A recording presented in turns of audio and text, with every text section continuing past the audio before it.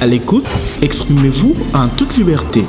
Mbote bandeko balandi bana Kinshasa ya Congo pe baiban soba kolanda biso à travers le monde toye lisusu na manaka à l'écoute. Cette fois-ci tokobeta masolo na bai politique penzate tokobeta masolo ya ba kinois pour na intérêt ya société pour na intérêt ya ba kinois pambate bozangi kobosa na te que jeudi mercredi oyo le 20 janvier 2021 Zando Monene Sengeli et Kangama pour pesa isika na ba konzi nguma mokonzi Kinshasa baeba na ko bongisa pe ko peto la Zando Monene to zali na esengo makasi ya koyamba na mois ya janvier 2021 pour nambala ya yambo nambula oyo mama to mwana mwasi ezali bongo madame Bélise Okonda azali chargé à communication ya hôtel de ville ya mokonzi Gentilingo Bilambaka na yende tokotuna mituna nyonso wana ntina nini gouverneur akoki kozwa mokano ya mbalaka taboye ba avantage nango solo ezali ba désavantage ezali nini mama Bélise mbote pe bonani mbote na biso pe bonani na yo pe lokola to sepeli ndengo honoré biso na ibandeli ambula to yambi mama ezali bénédiction tokota na sujet na biso zandu eko kangama lobi ndenge na lobaki mercredi 20 janvier. Est-ce que mukano wana mukonzi ya ville Gentilingo Bila azu yango na mbala katate na tondi bino botondi pona invitation bopesi biso pona ko yanola mituna ya baimboka ya bana Kinshasa mituna solo ezali ebele mais na yambona ina loba que pona ko yanola na mutuna na yo décision na ya gouverneur de la ville de Kinshasa ezali ambala katate ezali situation ya Zando ezali situation moko eyebani lelote batu bayoki yango na poisate batu basutuki yango te. Je pense que eloko esengeli batu bakoka koyeba ndaku nyonso soki esi eumeli kiti esi ekubi biloko ebebi basala kanini ba changeaka yango ba bongisaka yango. Zando monene so pona ba oyo bayebi likambo yote Zando monene etongamaki depuis 1971 jour pour jour Zando wana ekokisi 50 ans elingi kolobaki esi ekubi esi enoni ba infrastructure nango ezali lisusu na ndenge esengeli te ba toilette nyonso ezali hors d'usage ekomaki na état moko oyo ezali lisusu malamu mingi te pona kokoba kosala musala ya koteka na kati na Zando eloko mususu ya koyeba ezali ete bosoto eleki na banza papa journaliste soki yo to mama azokene na Zando so bomoni likolo yindi kokota Zando te parce que ozobanga mbule kanga okuna poso mbule kangi okuna kobima kone ezala mwa matata pe soki mbule beti ezala kama tata penza pona kotambola en tout cas lokuta soki obimi kuna na bopeto il faut obima na bosoto pe mutu nyonso koyeba kouta ki Zando pona nini ba mai ya mbula ezali susu pe na esika ya koleka te nyonso ezali bouché ba balabala o ezali zinga ya kati ya Zando ndenge toyebi par exemple balabala Rwakading ezalaki balabala oyo ba échange ezalaki ke ya ba taxi na ya ba bus ezouta bipai na bipai mingi bazaki kosuka place wana mais lelo nzela wana ezali susu te soko ke susu na Bokassa kutu n'en parlons pas ne bandeli nango chef de l'état kutu en 2019 a inauguraki ba travaux wana ya réhabilitation mais nzela ezali lisusu te mutu kekoye koleka te po likolo ya bosoto o eleki ekoma fulu balabala wana ekoma fulu zinga ba oyo nyonso bandako bato baza kofanda pembeni na ba immeuble ba riverain ndenge babenge na kati na lopoto bazokoka lisusu ata kofanda bakoyi kolekisa ata mopepe na veranda boye te parce que solo eleki na kati na ndako mulunge nzela ya kolekeza te mutu akoyi kozala so akoyi ata maladi na katikati ya butu il faut bocha na mukongo net tozana na kati na bamboka pona koluka nzela ti obimata na côté avenue du commerce pour ko kozwa mutuka pona komema ndeko wana na hôpital soki ezalaki ka grave donc mutupe akoki kokufa pe na nzela po bakawana pe ekomaki ebele non seulement ba toilette pe ya ba immeuble wana nyonso ekoma boucher likolo ya ba immondice oyo grand marché za ko déverser situation en tout cas wana ezalaki déplorable na yango papa Gentini Ngobilambaka azwaki avant azwa mokano wana depuis année passée à sali ba descente ebele akitaki balebele kuna na zando ye moko amoni na miso alobi na ningi koyoka te babetanga lisolo ngai moko na koka komona yango akitaki amonaki ye moko pe même ata bilamba na ye basapatu na ndenge ekotaki bosoto alobi akoki kotika bana Kinshasa na kati ya bosoto ya ndenge wana te. Il y a eu plusieurs rencontres pour na kolakisa bino kezali na mbala kata te parce que ayambaki ba commerçant balebele depuis l'année passée, avant même confinement, ma solo ezala ki pe na sens ya kotala ndenge nini ya ko réhabiliter zando wana. Nde yango na nde lelo to aboutir na décision wana que tokoki kokende par 4 chemins te, il faut zando ekangama po tokoka non seulement kolongola bosoto nyonso na mais kokile sango pe eloko ya sika. Mama Belize solo zali mama to kokeno pena na rythme ya ba mama to pesa o pena temps mais ko expliquer nyonso wana pesa za ba raison et concourir pour gouverneur à sa décision solo ndengo lobby kasi émission to kosala ngo pena na ba ganté to koloba pena direct pour to zarana ba kidwa to kotara ba winzi wana to yebi mokonzi ya ville Ngobilambaka na confinement zo rapé mokano wana zandu o ekangami 5 mois bopeto to monité misala yango falaki salama to monité c'est vrai kotakima nungu ministre intérieur boye mais esalema quitté pendant les 5 mois il y a confinement bosoto ya Kinshasa ya solo le tuza na opération kin bopeto ozo tambola pe to kokota pe mutuna wana mais fulu na Kinshasa ezaka na zando monenete fulu Kinshasa na biso za un peu partout biso to kotara ba fin fond pona kotanga ba ko yango te Kinshasa za salite makasi pona gouverneur esengeli abandaka na zandu motivation ezali mususu to ezaka que oyo aussi li ko avancer que zando est comme moderne zando ezala agréable bat bazo bika na environnement na pe bazala na banza pona ko sukisa ne band na suka ko banda ne sika yo sukeli tant to bandaki assainissement na boulevard bat balobaki Kinshasa za monene pona nini boulevard soki to bandaka na bandal tant to saki lancement ya Kinshasa bopeto na bandal mitune yaki pona nini bosali yango kaka na bandal soki to bandaka na Kitambo batu balingaki batu na pe pona nini kaka Kitambo c'est vous dire que soki ozana kati na programme moko ezana esika oyo kubanda souvent ba décision mutu na mutu azalaka na opinion na ye mutu na mutu azalaka na vision na ye mutu na mutu azana lolenge aza kotambisa ndenge likambo ekokai kosalema. Pourquoi zando ya monene? Zando ya monene, d'abord faut le dire na lobby awawa par rapport à vétusté nango c'est le plus grand marché ya capitale.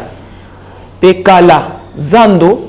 ba mama na biso ba betaka masolo tozalaki peut-être to botamité tozalaki tamususu bana mike mais zando ezalaki esika soki boyami ba pa ba uti libanda alinga yeba eloko nini akoki kozwa po balakisa ke na utaki na Zaire il faut akene na zando pona kosomba mwa souvenir lelo yo ezali esika moko oyo okoki kobetela ngo torote o mema mopaya.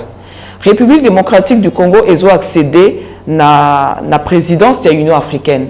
Donc chef de l'État, papa Félix Antoine Tshisekedi azokoma en quelque sorte le président de l'Afrique. Donc il a ici que République démocratique du Congo Kinshasa loko les alliés capitale et koyamba bapaya uta bipai na bipai bapaya ya lolenge na lolenge. Yebisanga bakoyebisanga emopaya wana bapaya o bakoya bapaya o balingi koya toza kokene na malembe tozo kene na bino malembe nazo kene na bino malembe étape par étape yebisanga mopaya wana soki olingi ndenge ayoka ka mopaya ayaka na Kinshasa peut-être dans les années 70 dans les années 80 alinga somba souvenir na yoka lisolo ya zando okomemaye na zando te na banza mopaya moko te okoyokoloba kena memaye na ke ko faire visiter zando okoluka ba place o ezali malamu pour la kisemboka na biso des années pour dani okoboba wana puisque bo soteleki. Ça, c'est un fait. Et le problème, il y a confinement. Ndenge au lobby, bokanga kizando na ère ya confinement. Et sengeli boye babiso tozali bino bozali bapandi sango. l'information tant besoin ko pesa ngo il faut bo pesa information na ndenge sengeli yango to yepana yango confinement décision wana ezomaki na président de la République Félix Antoine Tshisekedi son excellence chef de l'État azwaki mokano ya confinement ya commune ya Gombe. Pourquoi? Parce que commune ya Gombe ezalaki épicentre donc foyer esika ko ba statistique ezaki la kisa contamination ya maladie ezali makasi zando ezana kati ya commune ya Gombe zando au départ nango etongamaki pona 3500 commerçants mais le zando est comme à plus de 10 000 commerçants. En tout cas, certaines statistiques ont spéculé autour d'ailleurs de 14 à 15 000 commerçants. Zando, mouvement, interaction au Salemaka, na katikati ya Zando, par jour, il y a environ 3 millions à 4 millions de personnes qui interagissent na ba commerçant ya Zando pour na ba misala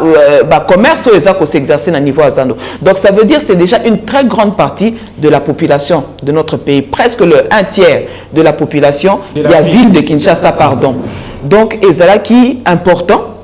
que eloko la Zando et loko les ont faire partie de la commune à Gombe ba kokanga yango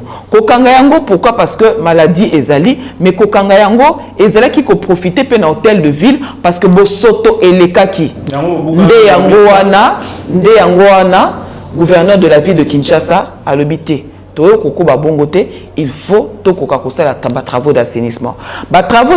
et bandaki ba koma ki kolongola bosoto. Ceux qui ont besoin de bilili, beaucoup de bilili. Baninga bobona qui na bilili, bosoto bakoma ki kolongola ezala qui des tonnes et des tonnes. Je me rappelle même que tozo sala des fois tozo veiller kuna na kati na Zando parce que même hier moko gouverneur azala ki wana ko wana banda 22h tam sous 3h du matin ko tala ndengi ba évacuation ba immondice ba saleté zaki ko salema. Et hormis cela,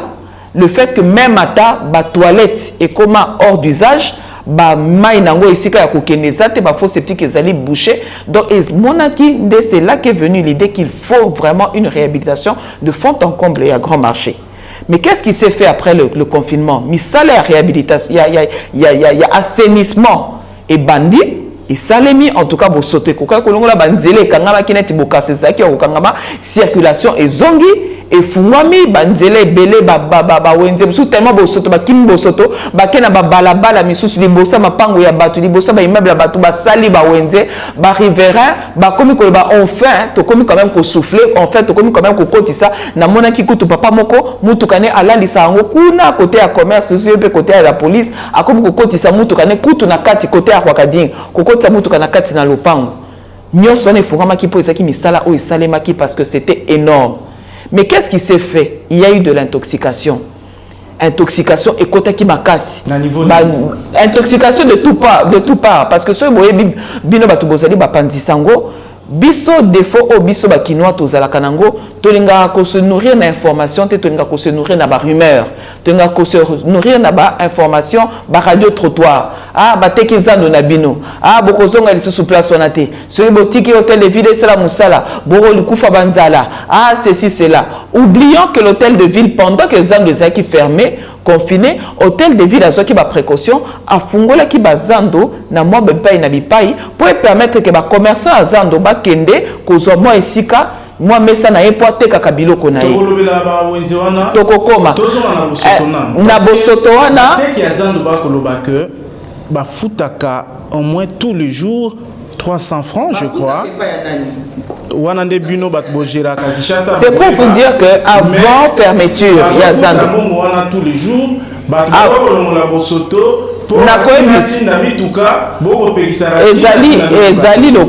ezali lokuta parce que ba misala o ba bosoto na balongola ki ezala ki nani ezaki ba mituka ya Raskin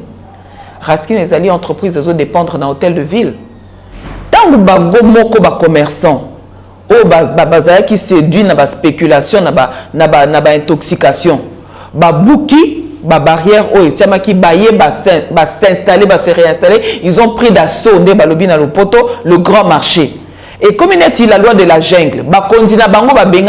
je peux même vous dire que même l'administrateur technique, na minute bazaki même ata ba menace de mort, administrateur comment qui se moni bango donc comment qui neti la loi de la jungle neti ba commerçant mususu ba tikaki même atteneti ba kulu na bazalana parce que même administrateur ba tambola na kati ezate donc il n'y avait plus d'administration au niveau du grand marché bango moko ba élire ezaneti ba rebelle mo ba koti na kati ya mboka à partir lelo yo okomi président na biso yo okomi il y avait un administrateur au azati lelo administrateur soit à côté parce que lui il dépend de l'hôtel de ville il faut ça la ndenge hôtel de ville ébicier bino moko siko boye bobengani bozui dasso bonomé bato oyo yo bazali commis na ko réceptionner ba taxe wana te encore que même temps ba travaux wana ezaki ko salema il y a assainissement na niveau ya zando mbongo ezaki ko uta hôtel de ville ezaki mbongo ya zando te.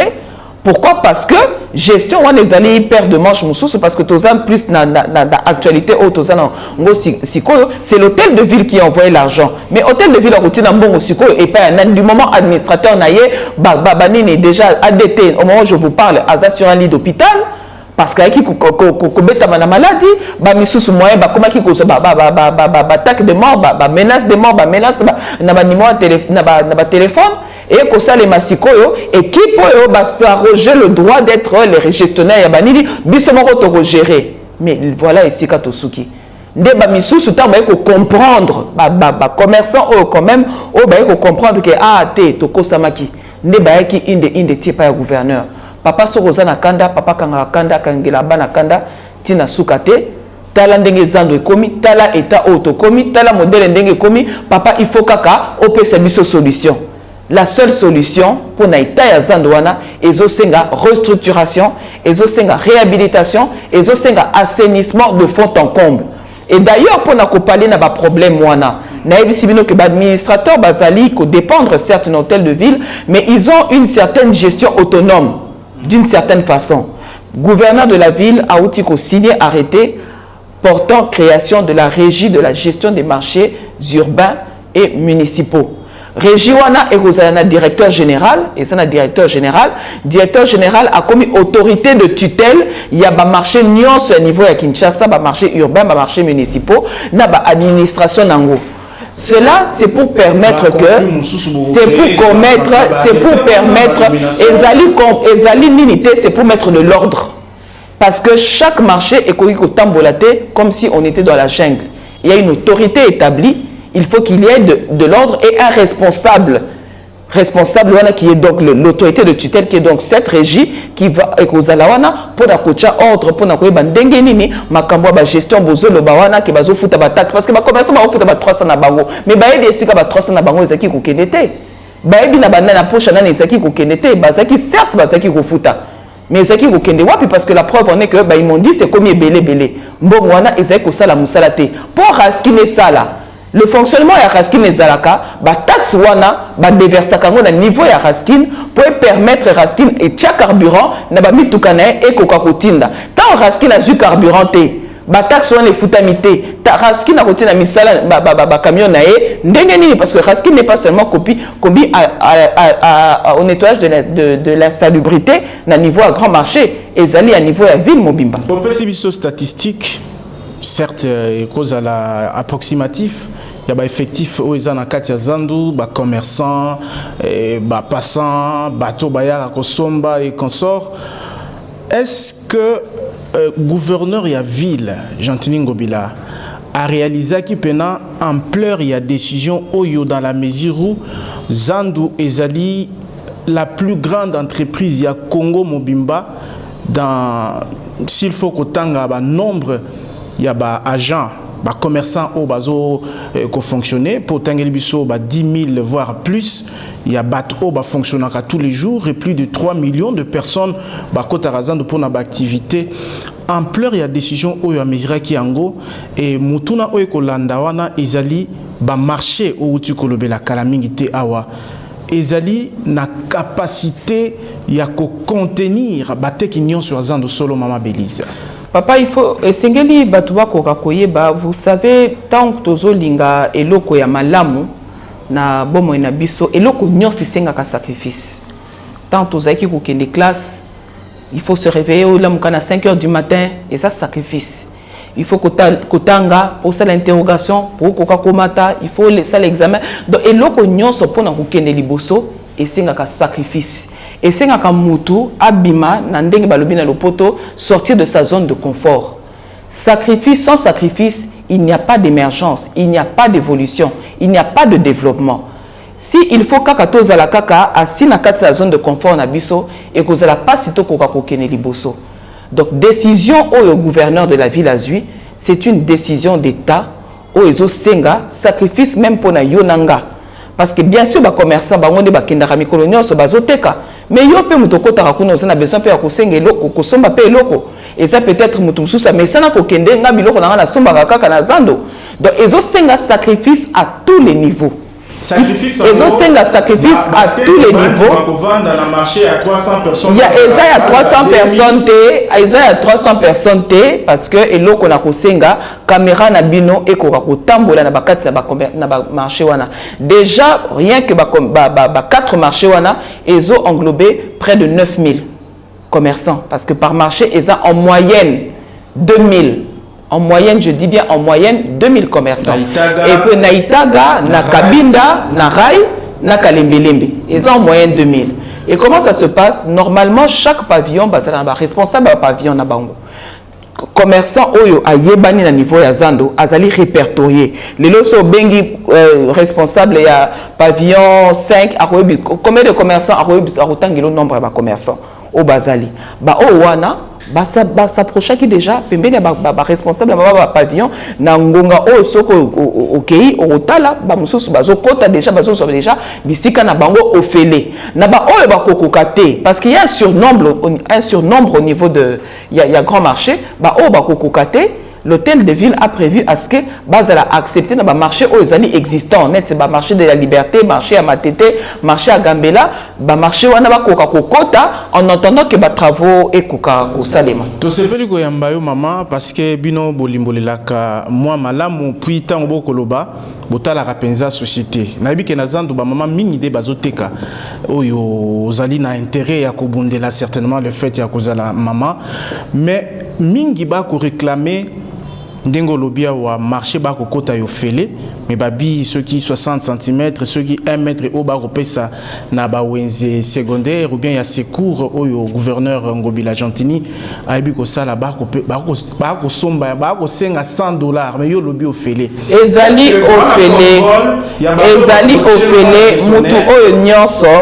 nazo se rappeler tango gouverneur ba marché et salemaki yemoko a salaki la ronde, il y a différents marchés. À l'Obaki, P. Abetaki Sete, Ezali Ofele. P. Mboulamata dit, Gentilingo Bilambaka, à l'Obaki na ba mama, Oba Kutanaki na Yeba Kusanaki Pepene, Mutu Oyo Nyonso, Oyo Bakusenga Yembongo, Hôtel de Ville Ezali. Boya Koloba, ba mama, Esika Bino Bozali Kokende, Esika Bino Bozali Kokende, Mutu Asenga Bino Mbongo Te. Mbongo Bino Boko Bimisa, Ezali Kaka ya ba taxe. Taxe wana ezali pour nous permettre pour ba service d'assainissement et yaka ko nettoyaka ko longola ka bosoto nyonso o ezana kati ya ba marché esika bino bozali mutu asenga bino mbongo te $10 $20 $30 papa Gentilingo Bilambaka apesi bino bisika wana ofele. Le problème aussi papa journaliste au biso ba congolais tozali to mesana na mabe. Et ça, les cambo, comportement biso pe ba congolais, il faut to bannir yango. Parce que ba ko biso eloko ezali ofele. Net il est ozali le 19. Bas beta ki déjà ba pesa ki déjà moi mikolo, bokende batu ba c'est la kaka dernier jour. Tant dernier jour mutu azana virus wana ya corruption parce que lelo nanani na état de droit tozo bundela pe eloko ba bengi pe lutte contre la corruption. Mais ça na batu misusu pour dire que ça batu misusu ba na virus ya corruption. Batu misusu ba message na moi mbota likaso siko yoko zela of salina makelele ba revendiquer OK kuna et pas ministre intérieur ba bengani bino boke présidence bandimi bino te boke hôtel de ville ah lokola kotoko ngonga suka ngapena kimamba ona kene koluka mesa et comme ba tebele des ordres de côté ah pona kosala nini ozimbo na poche na yo de yo moko mutasengi ote ah papa zwa fine zwa teloko na sala tout lukelanga place. Bango mokonde baza ko s'exposer mais la vérité effectif peut influencer comportement ya ba gestionnaire parce que place au lobby za 2000 par exemple ceux qui affluent à batu que kuneza 3000 affluent à batu ezali nombre ya ba mesa nombre ya batu je l'ai dit ici et je répète na beteli yango c'était ba place oyo ezali en surplus bato bazali pardon en surplus bakozala envoyé na ba marché mosusu. Le problème, c'est la mentalité. Il y en a même quand le gouverneur parle de changement de Kinshasa Bopeto, c'est aussi le changement de mentalité.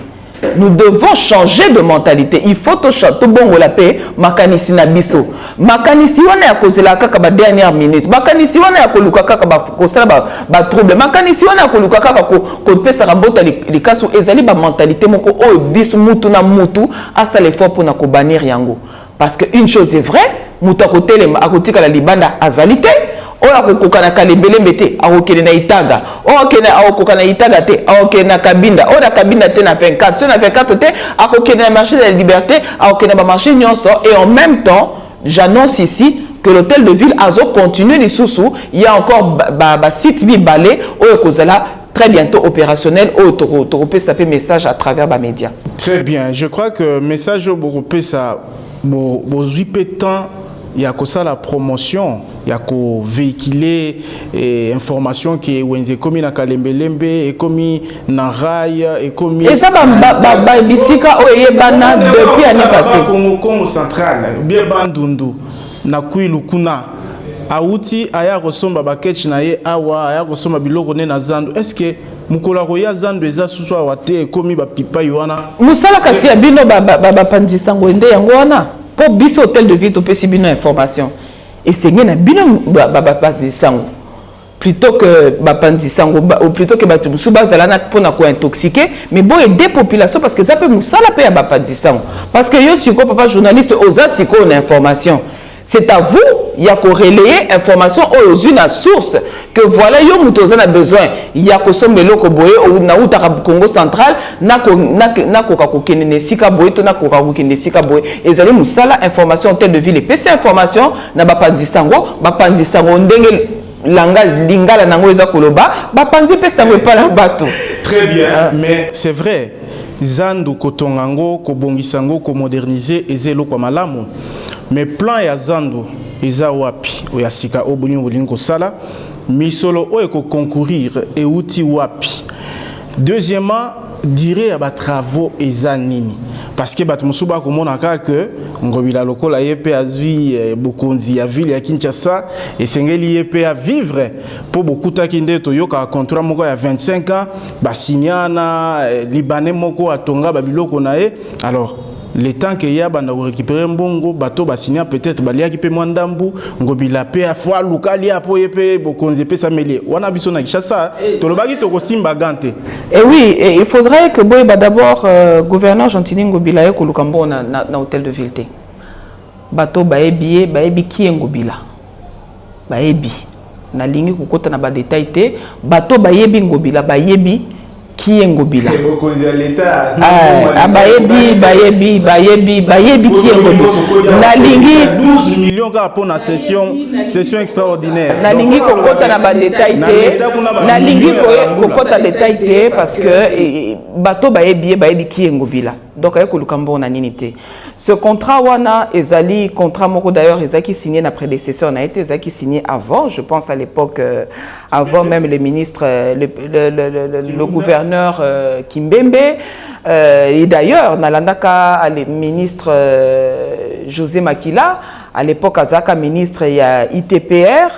misala wana ezaki ko dépendre directement na ye amonaki déjà kokoso na niveau ya na monaki déjà kokoso na niveau ya contrat wana ezwaki moi déjà moi mbutu mais le contrat ezaki ko senga ke bakoka ko moderniser Zando parce que déjà depuis 2005 basé comme on a déjà que Zando et nuna qui déjà ici les cas qui déjà bakoka ki kotika ngo boete et senga maki bakoka ko réhabiliter ngo mais ça n'a pas été le cas. Au contraire, ba magasin pavillonnaire oyo et qui kotongama likolo ya ba valoir likolo ya ba faux septique likolo ya ba égout ndé et créer les sous situation aux ans tozo connaître les lots et tindi ki pe sous ba commerçant mususu o bazaki na ba étalage na bango na kati ndé tindi ka ba commerçant na kutu libanda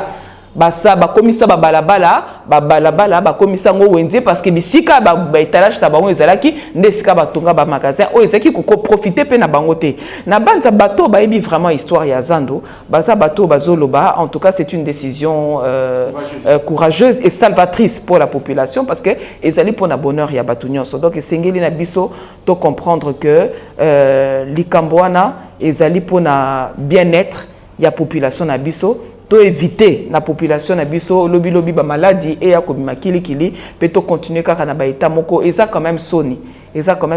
que un si grand marché comme le marché central de Kinshasa et zala na état lobika bisika misolo kotonga wenzi asike kobima misolo e kobima ezali durée et loko voilà et loko anandina ngaki na bosana c'est que l'autorité urbaine a causé la face na ba partie prenante ba média beaucoup za la peut inviter peut à présenter entreprise oyo et longi marché wana ya botongi Zando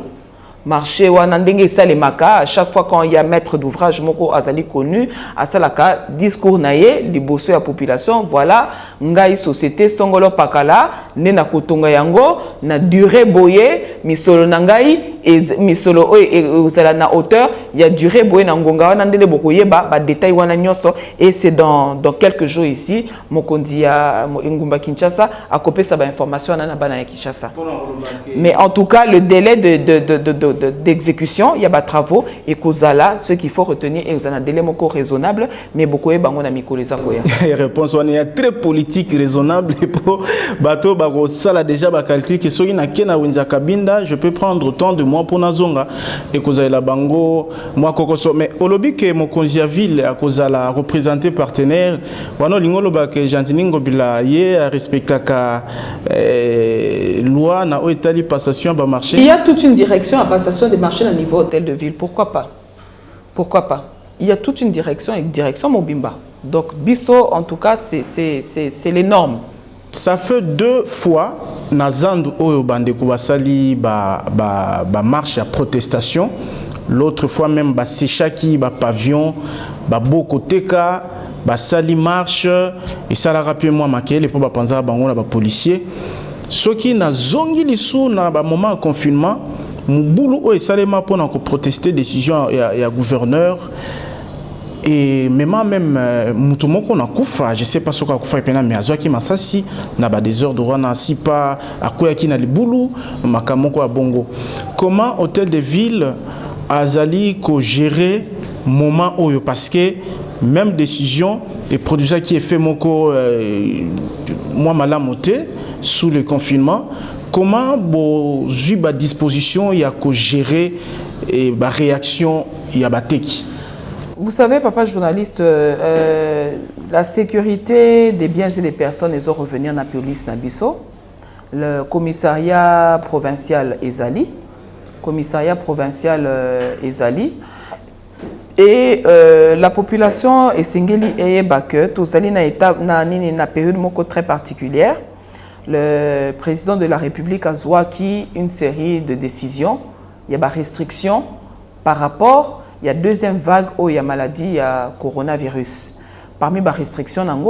il est interdit, strictement interdit, d'organiser des marches, d'organiser des veillées, des veillées mortuaires, des veillées dans l'église, d'organiser des manifestations publiques, même des fêtes. Il y a plus de 10 personnes. Wana boye biango. Attends, décision on a pour la décision 3 millions à Batbakota. Mais c'est une décision du président. C'est une décision à chef de l'État. À une décision on a il faut exécuter, il faut moto sayango. Si ko tant bandeko bako kende bako ça la marche, bako ça ni élection ni ke bako kende à l'encontre de la décision à chef de l'État. Or c'est l'autorité suprême. Tant musiko moto ake à l'encontre de la décision et autorité suprême. Que fera la police? À quoi faire exécuter, à quoi exercer, pouvoir naïe, il y a quoi faire respecter décision au Italie, où tu es pas à mon conti en boka. Pouvoir et la police n'a biso combien de dérapages et bimisaka? Bah dérapage et zali, mais la population doit comprendre. Un état de droit ne veut pas dire un état bananier. Un état de droit ne veut pas dire la jungle. Un état de droit ne veut pas dire que Mouto Azan a droit à ça n'importe quoi. Ma liberté est aussi que si la liberté n'a eu eza kobanda. Ce qui me conduit en boka, ça n'appelle pas le débat. ezali décision et pas mokonzi ya mboka alobi ke makambo na lingi likambo boye esalema lisusu te ezali oui amen mais yo siko tant OK à l'encontre ce sont les lois de la République ne ko se charger na yo donc à bon attendeur à bon attendeur tozo kolobaka zandu mais zandu amonene madame Bélise Okonda désolé madame Bélise Okonda zandu eza monene et bandi na ba commerce wa to banzi ekoti bakato kuna balouvoa bipai vraiment musala ya modernisation eko salema eza na eteni nini zandu mubimba ndenge to ebeli yango côté bat balata ba sachet soki mbule beti côté ba pavillon côté ya commerce bisika nini pena musala ya modernisation. L'arrêté portant création, je crois que c'est l'arrêté royal portant création de ya Zando ya Monene depuis l'époque coloniale. Ils ont couvrir à l'époque de Mobutu pardon, ils ont couvrir 9 hectares. 9 hectares donc il comprend étalage, na ba magasin pavillonnaire tout autour. Mais il est clair que ceux qui na place wana misala et bandit et loko ya sika ya malamu un bijou et botami place wana est-ce que bakotika zinga nango kaka salité modèle wana je pense que non na euta ko ebisa bino ke ba magasin o batonga ki wana et sala ki ke ba commerçant ya Zando bazaki na ba étalage na bango bazaki na bisika na bango bazalaki à la construction ba magasin pavillonnaire bazaki obligé ya ko élire domicile na ba balabala. Ce qui fait que les lots balabala nyonso ezali aux abords ya grand marché et comme il y a un moko de délabrement très avancé balabala et kangami balabala ezali sous-souté ce qui veut dire que musala tang eko banda d'abord wana et ko permettre na ba pavillon wana et ko permettre sikoyo pe ba koka ko assainir pe ba différentes ba place wana parce que ba place wana eza banda kwa batu ezali ba bureau ba place muso eza ba bureau ezali banda kwa batu ezali ba magasin mais et comme Zando et comme salité. Donc, ils ont des travaux d'assainissement et mais wana ça et cause la progressive. Mais arrêt ya ba misala ya koteka est concerné 9 hectares. 9 hectares. 9 hectares, les étalages et les magasins. Les magasins pavillonnaires. Donc, au Monisoboleki commerce, il y a une avenue après. Donc, en tout cas, tout aux abords, il y a un pavillon. Il y a un pavillon, na au monument à un magasin pavillonnaire wana et ça là et entoura même à Tazando. Côté on a nyonso des allées concernés. Mutuna o ezali po côté na tangi kuna ba louvoa ba kato balabala nyonso wana degré ya potopoto na bosoto ezalara. Eza balabala bato. Ba pavillon kuto kosa. Eza balabala. Mais justement eza balabala. Les autres la ba pavillon wana komi compliqué. Ezali balabala en fait Kinshasa bopeto ndenge tozoloba papa tant boza oza komandako. Ba tutofandi tofandi awa na bandeko nyonso toza ana kati na plateau. Na moni bosoto eza awa na ko biso telema na kiti na yo kine na mopandi au fur et à mesure muto afana ki mopandi wana yepe akoya ko telema ainsi de suite c'est ainsi que nazo oloba que tant musala nezo banda e ko suka wana te il faut ekota partout musala wana ezo kota partout parce que c'est la vision du gouverneur de la ville Kinshasa Bopeto lelo to bandi na Zando ya munene to kokende petit na niveau ya Zigida Torokenetina niveau ya Gambela déjà très bientôt aussi va travaux dans Ngopezo Banda parce que entreprise ayant remporté le marché Azali déjà parce que Zalagi déjà va marché Ezali déjà netina Zigida déjà Zando Sobotali Pembeni Zando Moko Ezawana Wenze donc c'est un marché et ça presque fin près je pense que d'ici le mois de mars-avril et qu'on a inauguré et ça et qu'on contenait près de 5000 commerçants ils appellent un magasin pavillonnaire aux abords wana balabala les kuma ba fulu misala ba banini ba OVD et quoi ko fungula susu banzela wana misala na beaucoup kotina caméra na bino botala misala déjà ndenge si ekobi déjà ba tumisu ba bandi déjà ko benga ba administrateur pour na kozwa déjà esika parce que près de 5000 commerçants ba kozala kuna na kati. Et il y a aussi le marché de Batadikiba là qui va bientôt commencer aussi la construction d'un marché vision à gouverneur nakata Kinshasa Bopeto ezali modernisation ba marché urbain nyonso parce que Kinshasa tant toza ko kombola yango toza ko luka et comme Bopeto il faut pe bazando na biso ezala bopeto parce que kuna nde tozo somba biloko ya kolia papa na ngai soki biloko esika toza ko somba ndunda nyama moko ekoti na ndunda ta mususu même ata otogisi yango à 100 degrés akokufa te ba maladie mususu eza kobota mabota na ba mikolo ya boza ba maladie moko ezaki ko exister te tamba koko na biso bazalaka pour na nini parce que pollution et l'équipe makasi environnement toza ko détruire yango toza ko bebisa environnement ya mboka na biso ezo senga que congolais nyonso kinois nyonso akoka kozwa mukano wana ke sikanga nazali na koka ko bunda pe pona kolongola koti wenza matadi kibala o tolinga ko inviter te na débat oyo c'est vrai to mona maquette jour mokonzi ya ville ngobilambaka ebaki ko inaugurer kasi asisi makampuna bien parce que juste après inauguration na mingongo mataki ba mususu ba lobby ngobi la fois so na biso so kalinga somba mabele wana eza ya biso ba mususu abi biso nde bakolo mabele est-ce que abongisa yango nde nazoyebisa likambo yo biso moko ba kinois azali ennemi ya kinois biso moko tozali binemi ya biso moko parce que tango likambo bazo salelo ko moko ezali pona bien collectif et que yo zomona kaka ba intérêt privé ndé loko eza koboma mboka so eza mabele ya mutu makambo intérêt collectif na privé za d'abord il faut koyeba non il faut d'abord koyeba que le sol et le sous-sol appartient à l'État il faut koyeba même le pango yo sombi eza à l'État mukolo l'État a kozwa décision ya koloba ke na ina lekisa nzela na balabala na yo akolinga azwa yango mais vous voyez vous pensez vraiment que une autorité de la ville a poussé le déplacement Nesikawana Kakapamba Boy. Je ne pense pas. Donc, il faudrait que les spéculation, les ont dit, les barnaqueurs. Parce que dans le moment où Nazo et Bissayo déjà, tout a été vérifié. Et qu'on comprend même à ta bateau, se réclamant qui être ceux qui paient propriétaire, ceux qui paient. Il y en a certains qui ont même fui parce que devant répondre devant la justice, mais ça la calaming était besoin de ça kobanda. C'est là qui moi précision importante parce que ça sujet oyo et matsa qui mengongo abato vraiment tout ça qui concentré mingi na zando 45 minutes na biso et comme vraiment na suka kasi de vous à moi madame Bélise na kitisi mengongo pokanga na yoka likambo bandaku ba maison ba magasin libanais wana Hassan ceux qui Hassan ceux qui kombo batanga wana atonga isuka ndeni de vous en bazobuka nyose kubuka bongo contrat ona lobaki ceux qui za solo ceux qui lukuta il y a 25 ans ou basaki mokolo to ceux qui na gouverneur aleka kimbuta et kosuka boni décision ezwami na niveau ya autorité ya ville ezaki kubuka isika wana kotonga zando mususu wanaka c'est la décision d'état wanaka pombula matali nde azwi mukano a calculer ba conséquences te mokonzi mabele asala ki bokonzi nae merci madame Bélise Okonda Botondi ndengo webi na kolimbola solo bazando ezebele ya pompage ko poser problème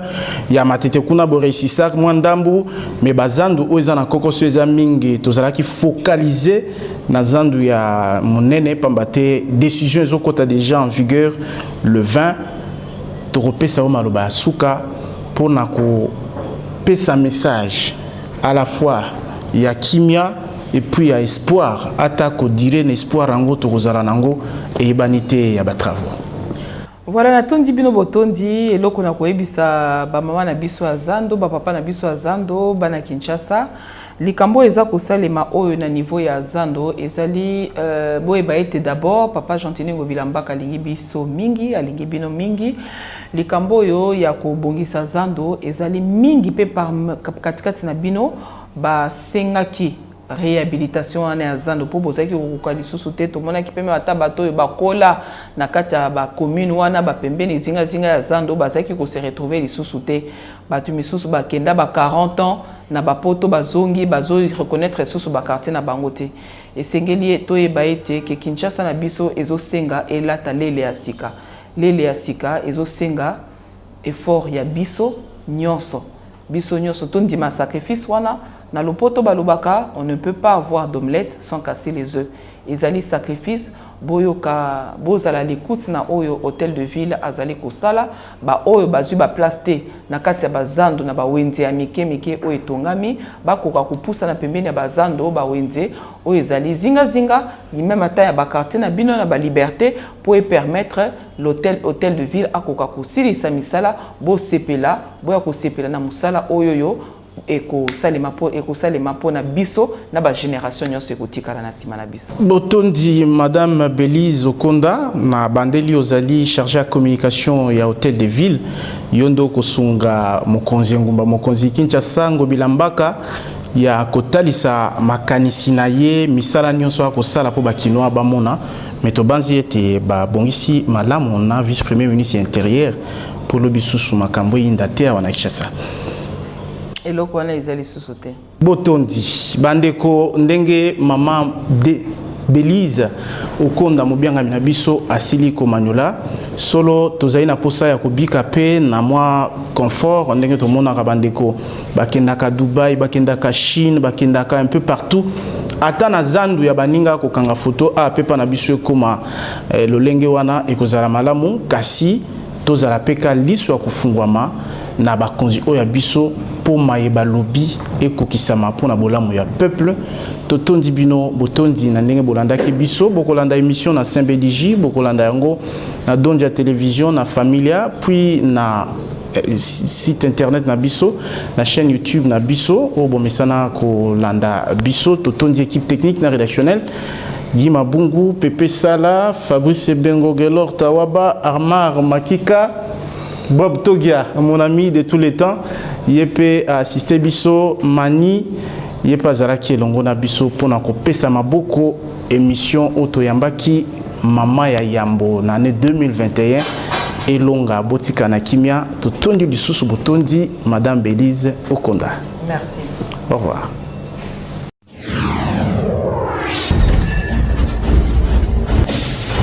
À l'écoute, exprimez-vous en toute liberté.